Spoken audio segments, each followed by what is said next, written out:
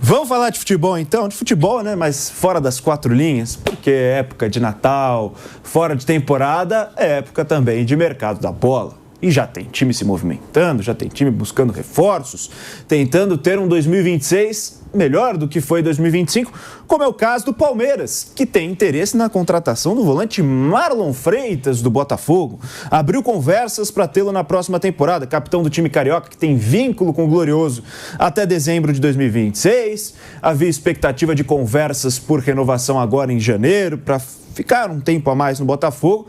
Mas surgiu o Palmeiras, surgiu o Verdão, que não teve um ano tão legal em termos de resultado, vice-campeão brasileiro, vice-campeão da Copa Libertadores da América, e que agora também quer se reforçar para conquistar títulos, voltar a conquistar títulos na temporada que vem. Os valores giram em torno ali de 5 milhões de euros, pelo menos são as conversas iniciais do Palmeiras com o Botafogo pelo jogador. 32 milhões e meio de reais na cotação atual. Botafogo, a princípio, não quer negociar o Marlon Freitas, a menos que seja um grande desejo do jogador, e o Palmeiras busca um nome para a posição, pois vendeu Aníbal Moreno. Para o River Plate da Argentina, o Aníbal não é mais jogador do Palmeiras, isso já há alguns dias, e agora o Verdão quer Marlon Freitas do Botafogo, Bruno Prado. Uma movimentação que eu acho interessante. Nesse momento começam as conversas, né? O Palmeiras é um time que tem dinheiro para investir contra um clube que também, desde que foi comprado, com a SAF, foi comprada pelo John Textor, também fez grandes investimentos nesses últimos anos.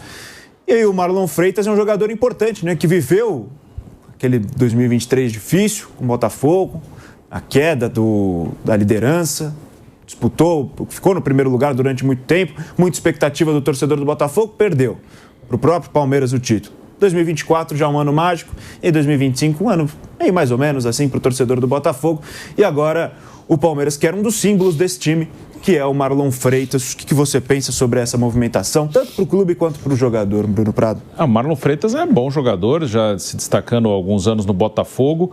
Palmeiras parece que procura mesmo jogadores para essa posição, né? Tem especulação quanto ao Fabinho lá do Al Ittihad, né? Procura jogadores de meio campo, são diferentes, né? O Marlon Freitas, ele é diferente do Aníbal Moreno, por exemplo, né? O Aníbal Moreno é um jogador mais marcador, o Marlon Freitas tem mais qualidade com a bola no pé, é um jogador campeão de Libertadores, campeão brasileiro, então é um bom jogador. Ele tem só um ano de contrato com o Botafogo, né? Esse é um ponto que pode ajudar o Palmeiras na negociação, né? O Botafogo, daqui a 6 meses o jogador pode assinar pré-contrato, então o Botafogo, se não conseguir a renovação com ele, não conseguiu, né? Teve uma negociação, não deu certo, por enquanto ele só tem mais esse ano de contrato, então o Botafogo, se não vender, ele pode perder o jogador de graça no fim do ano, então isso pode ajudar o Palmeiras.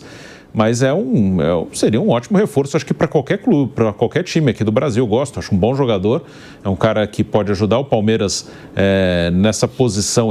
O Aníbal sai, o Emiliano Martínez também, se bem que eu acho que o Marlon Freitas é um pouco mais à frente, eu vejo o Marlon Freitas mais como pode ser um primeiro homem de meio, mas eu vejo mais como um segundo homem. No Botafogo ele jogava ao lado do Gregory, que era mais marcador nos seus melhores momentos, mas é um cara para compor o meio. Teve o Lucas Evangelista, quando machucou, o Abel trouxe o Andreas Pereira como segundo volante, então é uma posição que o Palmeiras ainda busca, né? O Richard Rios sai no meio do ano, então eu acho que seria um ótimo reforço. Se vai dar certo ou não a gente vai ver, mas é um bom jogador, é um cara que está ali entre os melhores da posição aqui do futebol brasileiro.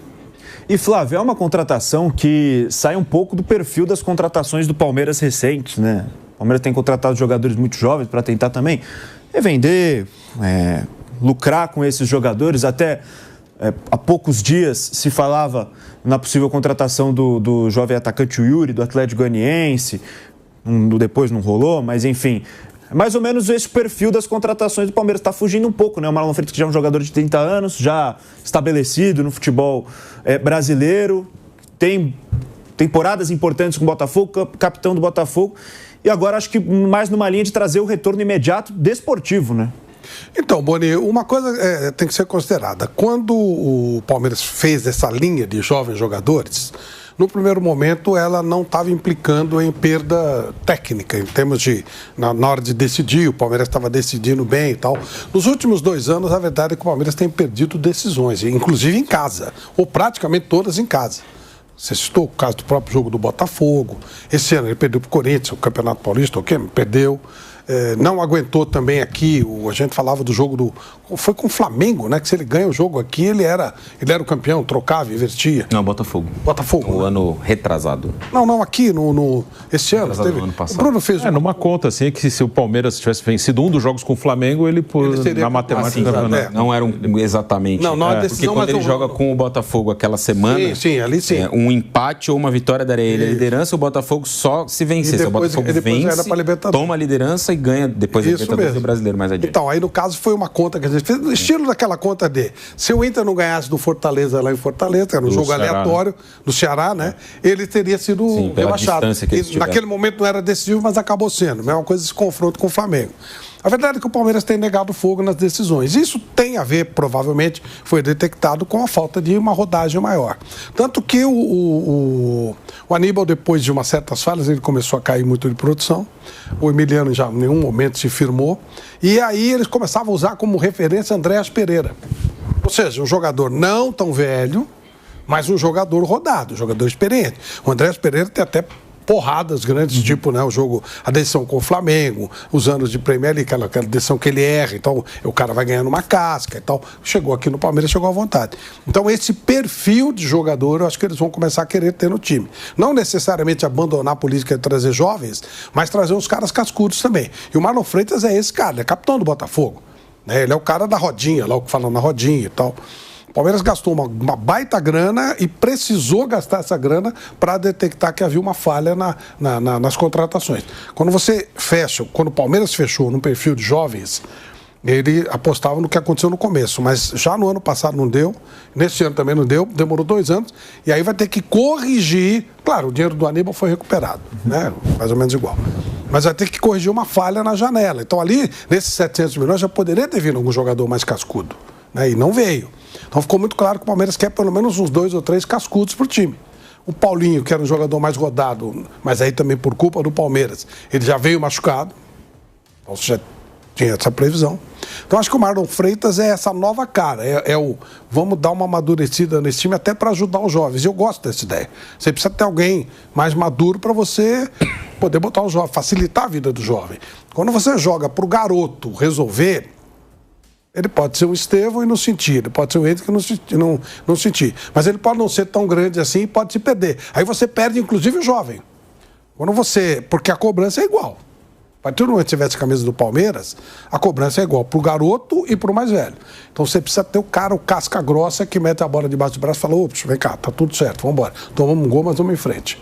E alguns murcham, como foi o caso do Aníbal Moreno, que murchou, desapareceu por causa de falhas. Então você precisa ter um cara que senta com ele e fala: com todas as críticas que foram feitas ao Daniel Alves no São Paulo, quem conviveu lá, toda hora ele fazia uma roda com a molecada lá e falou: isso aqui faz aquilo, não faz. Isso ajuda muito. Esse jogador de rodagem, de pegada, esse jogador, sabe? Esse malaco do futebol, malaco no melhor sentido, malaco de bola mesmo. O cara vivido, rodado, ó. Cobra da bola. Aquela assim, eu já ganhei isso aqui, aconteceu isso, eu já perdi isso aqui, foi assim. Moleque, fica tranquilo. Pode ir que a gente segura. Se errar, eu seguro. Então, acho que esse tipo de jogador é necessário e o Marlon Freitas, ele tem esse perfil. Só vejo uma possibilidade para o Botafogo soltar o jogador. Esse fato dele perder o jogador de graça no próximo ano e se ele ganhar 5 milhões de euros agora, vai ter uma grana boa. Mas, tecnicamente, para o Botafogo soltar o Marlon Freitas não tem muito sentido, não. Porque aí o Botafogo vai carecer, vai abrir mão do capitão. Uhum. E o capitão, tem capitão, que é o capitão pela bola, né? Que é o Neymar. O Neymar não é líder, mas ele é capitão pela bola. Líder técnico. Isso. E tem o líder, que é o Marlon Freitas, que é um bom jogador, mas não é um jogador extraordinário. Mas ele é líder porque ele é líder, ele comanda o negócio. E você vai abrir mão desse jogador.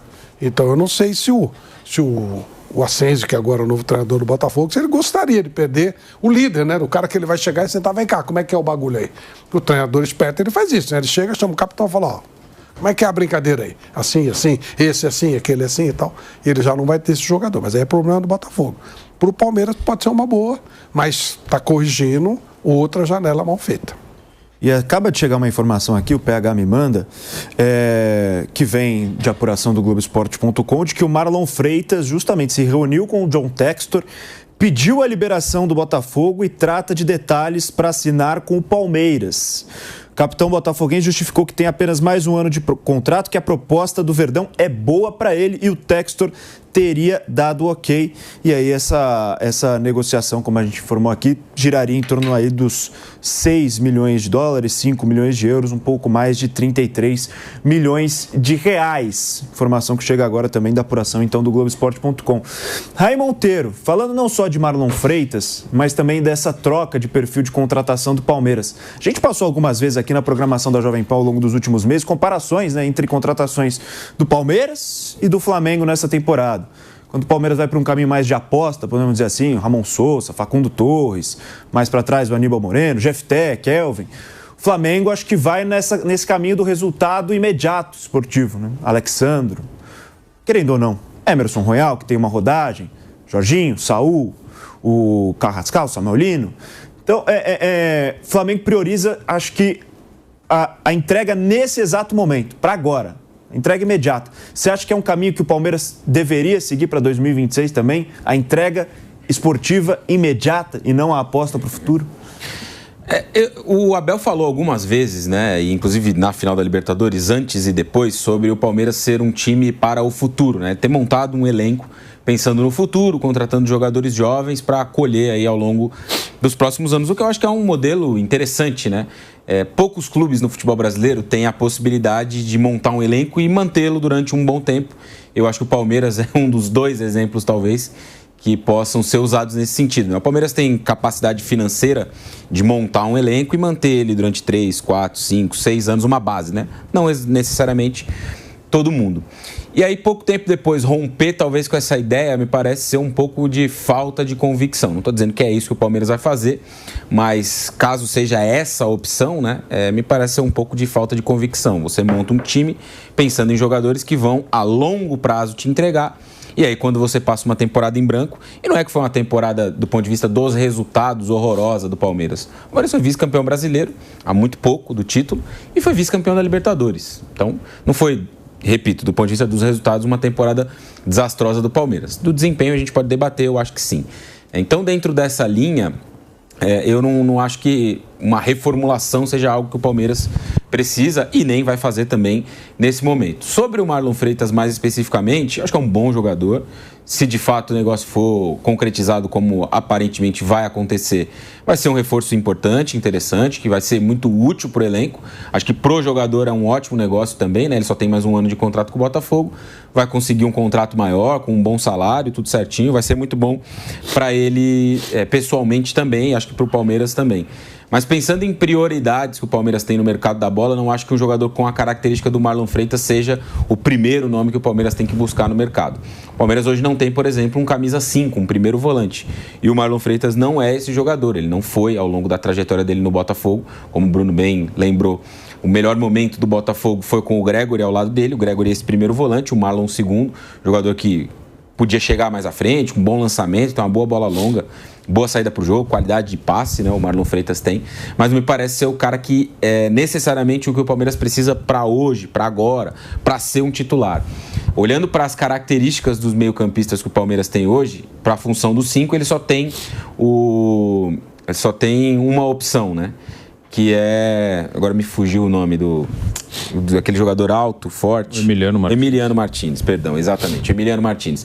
Ele só tem o Emiliano Martins, que é exatamente esse jogador 5, alto, forte, jogador de boa capacidade física. Permita, você me deu um presente de Natal, cara. Qual? Esqueceu alguma coisa, sendo jovem, eu achava que... Né, que você fica mais velho e fala, puta, eu tô ficando, né? Quando o cara como você, que tá uma memória privilegiada. A memória é boa mesmo. E aí dá uma... Pô, é bom, não, mas é bom. Não quero que sua memória fique ruim. Eu me consolei, entendeu? Pô, legal. Sabe que é isso, né? Acontece também, né? É o resquício do Natal. É o Natal. Tá certo, tá bom. O pior é raro mesmo. A memória é muito por isso, boa. Mas eu não fiquei feliz. Eu só me consolei. Falei, poxa. Já me fugi do nome do Emiliano Martins. Mas enfim, ele é o único jogador que o Palmeiras tem para essa posição do 5, do primeiro volante, né? Para atuar ali à frente do sistema defensivo. E não há outro. O Lucas Evangelista é mais um 8, O Andreas Pereira pode até jogar mais adiantado. Se a gente lembrar, por exemplo, do Palmeiras, que foi bem lá no Monumental de Núñez, se não me falha a memória, no jogo contra o River, ele joga com o Andreas mais adiantado, como um meio-campista, né, naquela ocasião. Então pode ser aí uma possibilidade, né, para o próximo ano, que o Andreas não jogue necessariamente como um segundo volante, ou até como um primeiro volante, como ele foi na final da Libertadores.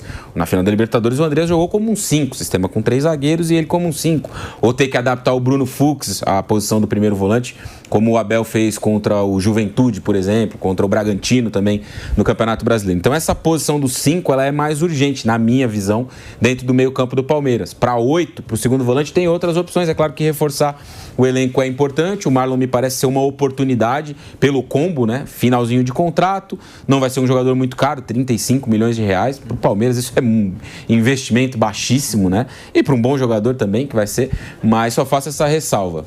Contratação sendo concretizada, bom reforço, vai agregar bastante, vai brigar por uma vaga no time titular, mas o Palmeiras tem a urgência, a necessidade de contratar um primeiro volante, porque nessa temporada essa foi uma função aberta no elenco, né? Ninguém se fixou, o Aníbal errou muito e até por isso acabou indo embora, além de outras questões, né, mais particulares dele, e o Emiliano Martínez não me parece ser um jogador para ser titular do Palmeiras. Composição de elenco, cara para entrar ali em um contexto ou outro dentro dos jogos, mas titular eu não enxergo muito. Então, depois do Marlon, já que esse deve ser o primeiro reforço do Palmeiras para 2026, um 5, um primeiro volante, que imagino eu já deve estar na rota, deve estar sendo conversado, procurado.